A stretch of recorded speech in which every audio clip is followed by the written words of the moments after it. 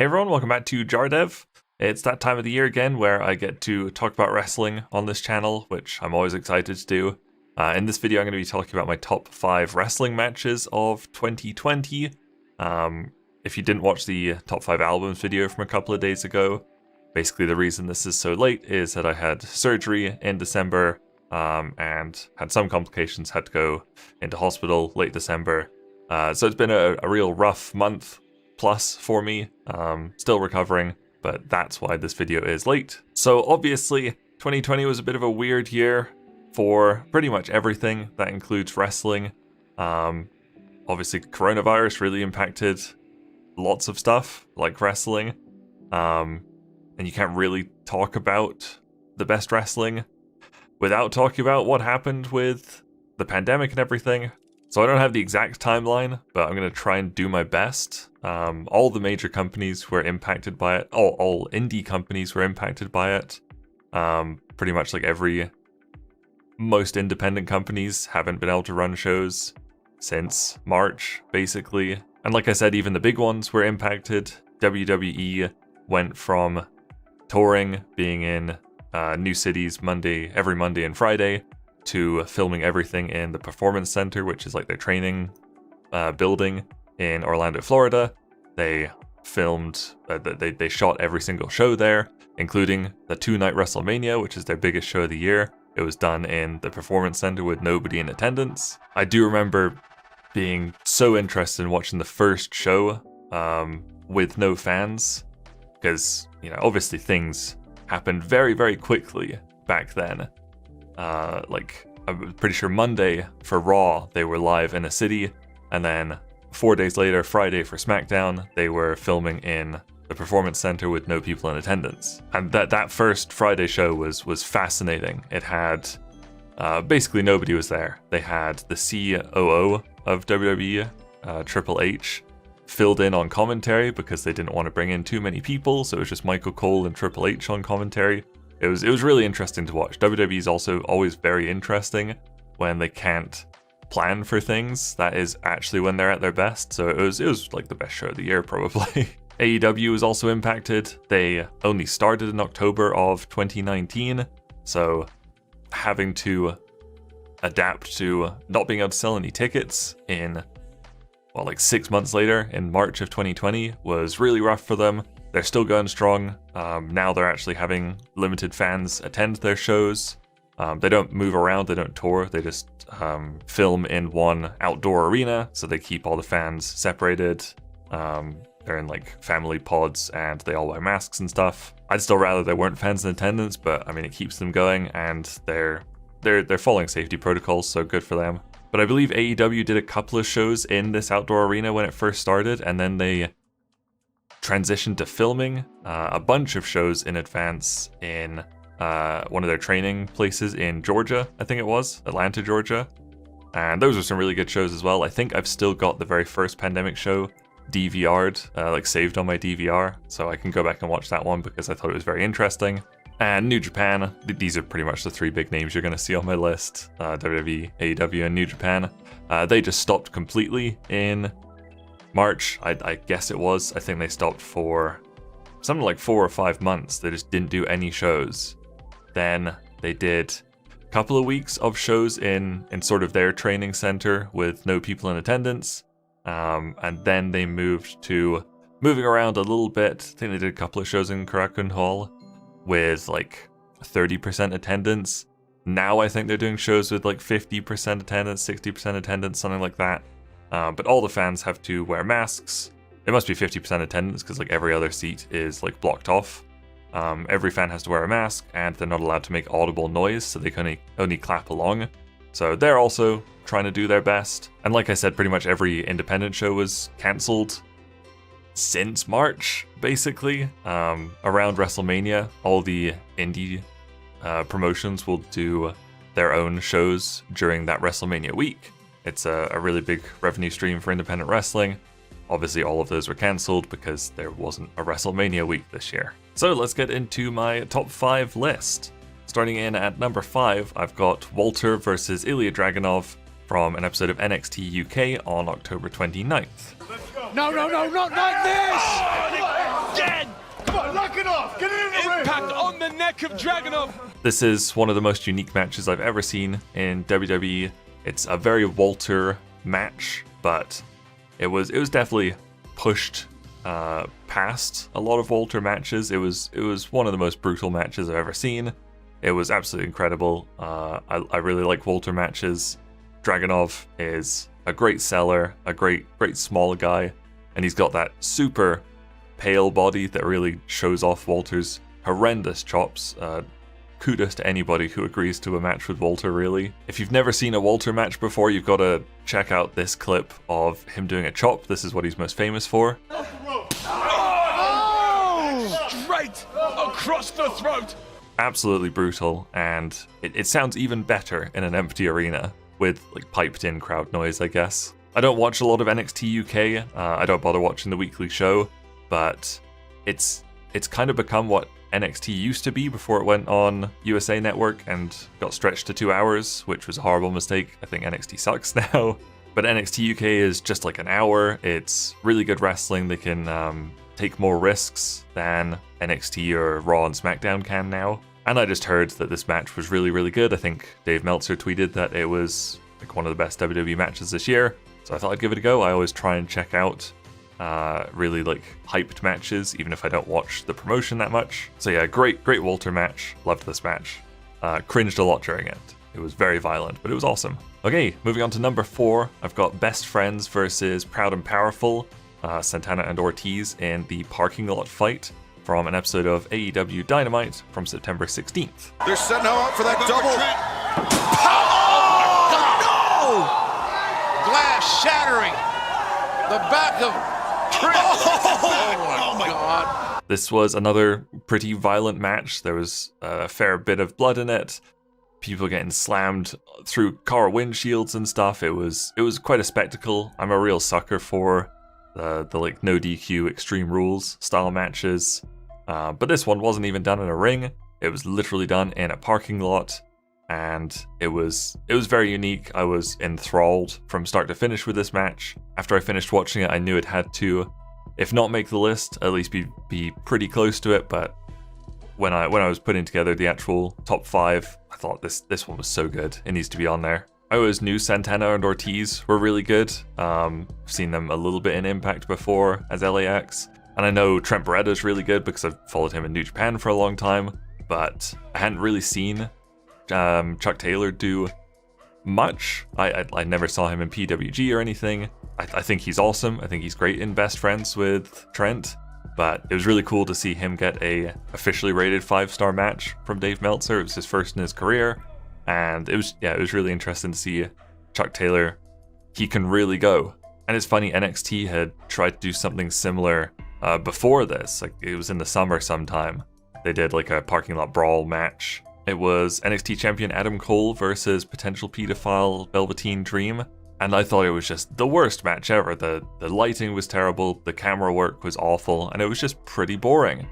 And then you compare it to the AEW parking lot fight, it was night and day. It was just so good. They filmed it properly, they lit it properly, and it was entertaining as hell. Loved this match. Okay, coming in at number 3, I've got Kazuchika Okada versus Kota Ibushi from New Japan Pro Wrestling Wrestle Kingdom 14 on January 4th. Just enough to propel Ibushi down, but Okada sits perched, awaits flow. Oh! 1, 2, how in the world did he kick out? I'm pretty sure I will never make one of these top 5 lists without at least one match from Wrestle Kingdom. It is just the night of the year when New Japan goes all out. It just happens to take place on January 4th and 5th. So I pretty much always have a lock-in for Match of the Year candidate 5 days into the new year. It's pretty great. So last year, 2020, was the first time that New Japan had done a 2-night Wrestle Kingdom. They also did it 2021. I guess they're going to continue doing it from now on. But the whole story of 2020's Wrestle Kingdom was the double gold dash. It was basically on night 1 on January 4th, there was going to be a match for the IWGP Heavyweight Championship and a separate match for the Intercontinental Championship. And then on January 5th, the 2 winners would face off for a winner-take-all, so the winner would walk away after the 5th with both Heavyweight Championship and Intercontinental Championship.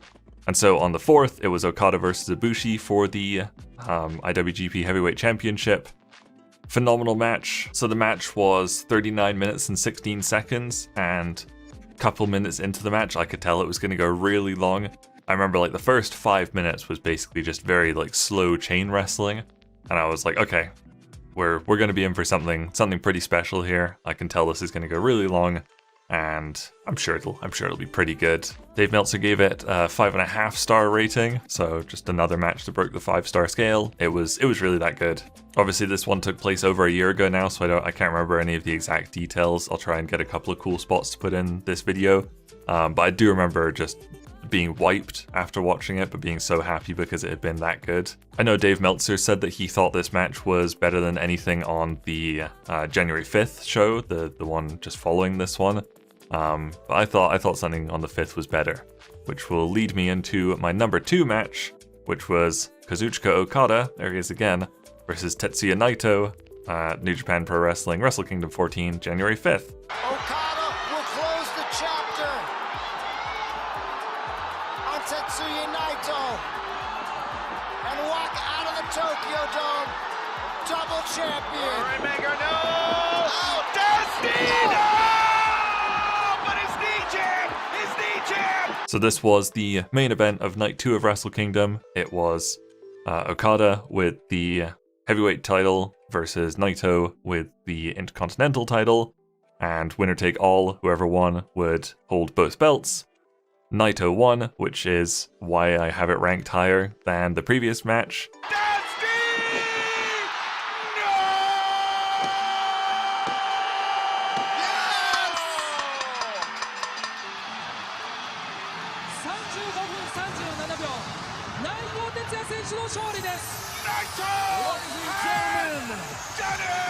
Naito has a really interesting history with New Japan. He was originally going to be pushed as the guy to win the heavyweight title, but the fans just weren't impressed with him, so they started booing him, even when he was a super babyface. And eventually at Wrestle Kingdom 8 or 9, I think it was, basically the company let the fans vote on what match they wanted to be the main event, whether they wanted to be Naito challenging for the heavyweight title or Nakamura challenging / defending the Intercontinental title. They voted Naito out of the main event, which cannot have been easy for him. And after that, he went on excursion to Mexico, turned heel, joined Los Ingobernables, came back as a despised heel, and eventually got super over by being a heel. And now, of course, he's a total babyface. Like, he hasn't really changed too much, but he's a good guy now. I was there in Tokyo Dome in Japan when he challenged Okada for the heavyweight title at Wrestle Kingdom 12. I think it was. It's behind me somewhere. Wrestle Kingdom 12. It's that poster right there. Wrestle Kingdom 12. I was at that one.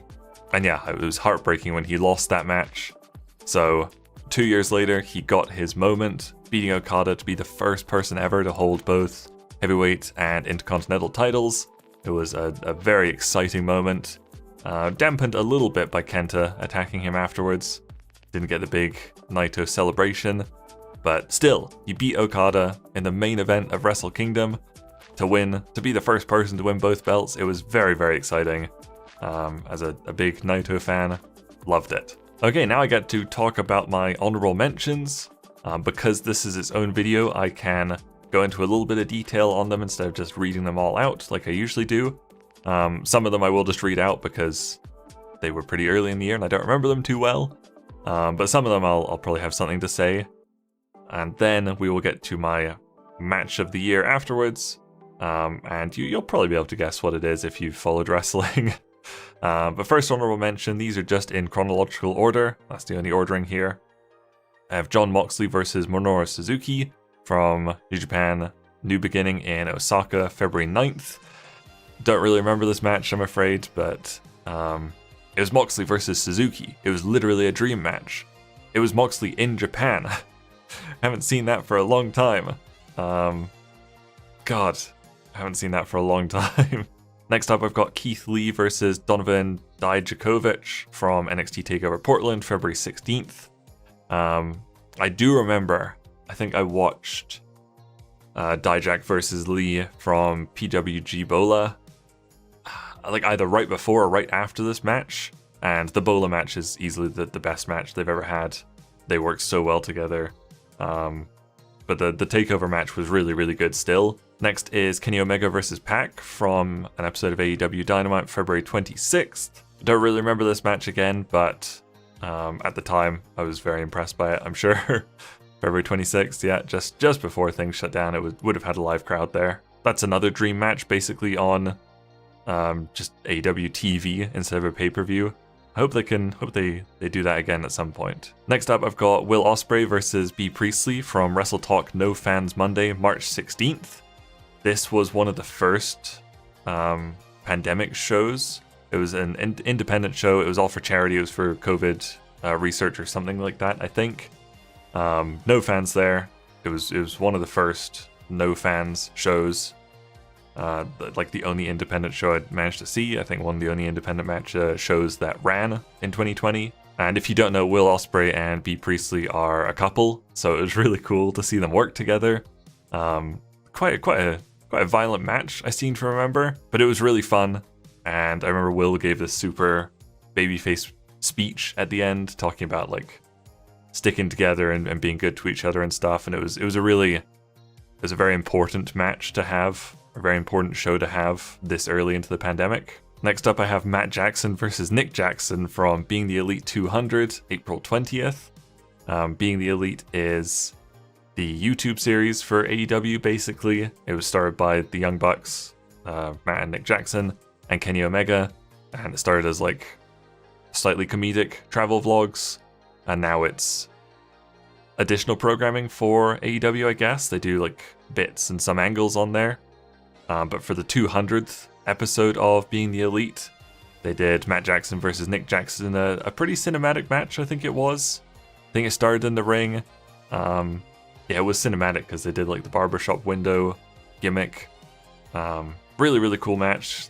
They did some shit on like, I'm pretty sure they did like DDTs on grass or something like that. It was really cool. It was very unique as well. Next honorable mention is MJF versus Jungle Boy from AEW Double or Nothing, May 23rd. This was an excellent singles match. It really does show that these two are basically the future of AEW. They're both younger than me, I'm pretty sure. They're both very young. Jungle Boy is Jack Perry, Luke Perry's son, who is a wrestler. He's really, really good. He's absolutely the future babyface of AEW. He's going to be a big star for them in 5 years or something. He'll be huge. And yeah, I just remember this really showed like what a great investment these two are going to be for that company in the future. And they already are. They're already putting on great matches. Also from Double or Nothing, I have the Stadium Stampede match, which was, God, I need to look it up. Alright, so it was Matt Hardy and the Elite, which was Adam Page, Kenny Omega, Matt and Nick Jackson, versus the Inner Circle, which was Chris Jericho, Jake Hager, Sammy Guevara, Santana, and Ortiz. It was a sort of cinematic match in that it was taking place in an entire stadium. It was in the Jacksonville Jaguars Stadium, wherever that is. And they started on the actual like football field, and they fought all over the stadium, different camera crews. I think they said it took them like an entire night to film it, but it was amazing. It was so much fun. I just remember having like a big smile on my face the whole time watching this match. Really, really unique. And you had Chris Jericho hitting the Judas effect on a football mascot, which was pretty sweet. Jackson DeVille! Oh, no, this effect on Jackson DeVille! Thanks for coming, pal. Another honorable mention is Sonata versus Zack Sabre Jr. from New Japan G1 Climax 30, October 6th. So the G1 Climax usually takes place over the summer. Obviously, the Olympics were originally supposed to happen in Tokyo in 2020, so New Japan was already going to do the G1 in the fall. The Olympics got cancelled, but I think at that point, New Japan still wasn't running shows, so they left the G1 to happen in the fall anyway. And it was still very good. It wasn't quite as good as previous years. I only have 2 matches from the G1 on this list. But but it was still great fun to watch. Obviously, Zack Sabre Jr. I can like sometimes get kind of tired of his style because he's got a very unique wrestling style, very chain wrestling-y and submission-y. But I remember really loving this match, and Sanada has really become one of my favorites over the past couple of years. And the other G1 match I have is Kazuchika Okada versus Shingo Takagi from October 10th. I can't remember any details about this one. Obviously, when you're watching the G1, it's like 5 pretty good to great wrestling matches, basically every day, every other day. So you see a lot of good wrestling. So yeah, I don't remember exact details about this one, but I do remember thinking like, damn, that was a great match. Okay, next up, I've got Young Bucks versus FTR from AEW Full Gear November 11th. This was almost my 5th match of the year. It came down to this or the Walter Dragunov match, and I decided I liked the Walter match a little bit better. If this was a top 10 list, then Young Bucks versus FTR would easily be number 6 for me. I think this is some people's match of the year. There were so many good matches, you can pretty much order things however you want. This was a very good match. Literally another dream match. I think they teased it since like 2016, 2017 or something, and it absolutely delivered. Easily one of the best tag matches of the year. The AEW tag division is just so incredibly stacked. Next honorable mention is Go Shiozaki versus Katsuhiko Nakajima from Noah 20th Anniversary November 22nd. I don't watch pretty much any Noah. Apparently it's got English commentary now, so I think that'll be something I'll try and look into a bit more in the future. But I did see that this match was getting a lot of hype, so I thought I would go out of my way to check it out. I thought it was very good. The ending fell a little, or the finish fell a little bit flat for me, but I think that's just more me being used to New Japan style instead of the more hard-hitting Noah style. So I think if I watched more Noah, I would have liked this match a bit more, maybe. But it was still very good. The personalities in this match were great. And yeah, I'm very interested in checking out more Noah at some point in the future. And the final honorable mention is El Desperado versus Hiromu Takahashi from New Japan Pro Wrestling Best of the Super Junior Finals, December 11th. El Desperado is one of my favorite wrestlers. I have his mask because I think it's one of the coolest masks ever. But yeah, I absolutely love El Desperado. I think he's great. Hiromu is obviously pretty much the best junior heavyweight wrestler in the world, so he gets good matches out of most people, but I love the story of this match. They have a really cool rivalry, Desperado and Takahashi do. And at one point in this match, Hiromu ripped El Desperado's mask, like really big, like tore a huge chunk of it away. And the crowd like gasped at that. I remember in New Japan, the fans aren't allowed to make audible noise right now. Oh, hold on. Oh, no. But this will be disqualification for Hiromu if he does it. Oh, it's all the way up. That mask is off. The mask is off. And Desperado stood up. He like looked at like how tattered his mask was, and he just like pulls the whole thing off, and the crowd like did like a big loud reaction. Whoa.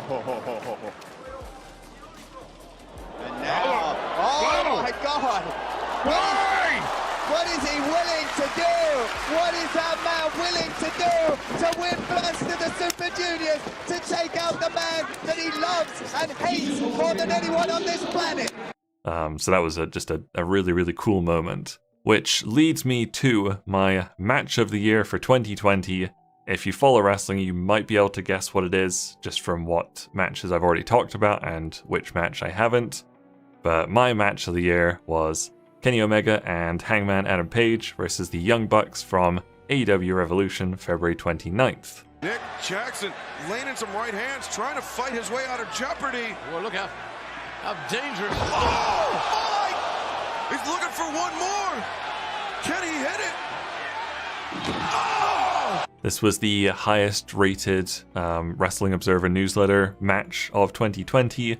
Dave Meltzer gave it 6 stars. On the Wrestling Observer radio immediately following it, Dave Meltzer said, this is one of, if not the greatest, American tag team wrestling matches of all time. He went back and watched like the other 3 that he thought were maybe better, and I'm pretty sure he said this was the best. It was a little bit hard to compare like this one with something from like the 80s or something like that. It was like the Rockers versus Midnight Express or something like that. But anyway, this was an incredible match. So many cool references, hitting each other's moves, telling great stories. The story after the match was Omega and the Bucks going to turn on Paige. He's obviously uncomfortable with the elite setup as it stands. Personalities aside, agendas aside. Right. What is... Very, very cool teasing of storylines. It was amazing. I remember leaping out of my seat multiple times watching this match. I think towards the end I was like standing up to watch it because it was so intense. And I think by like 3/4 of the way through the match, I knew this was my match of the year. Originally I had Okada versus Naito as number 1, but as soon as I was watching this match, I hadn't felt like I did watching this match during any other match. It really listed some pretty strong feelings.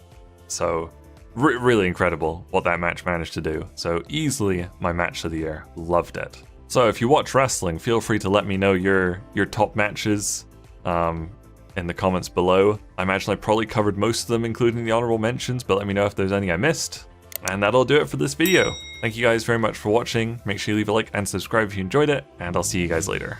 Bye!